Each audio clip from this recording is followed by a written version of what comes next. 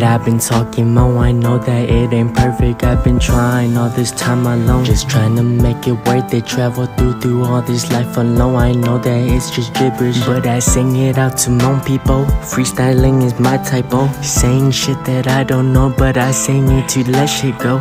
Music is my for to go, cause it expresses feelings, yo. Mà hai châu có theo cố yên yo chỉ đã có ý khó lý lắm mà. Của tí hai châu có lời ta thọ có cho là nông của na. Của tí hai châu có hai ta cố yên chỉ bóng mong ý khó luôn. Cô chỉ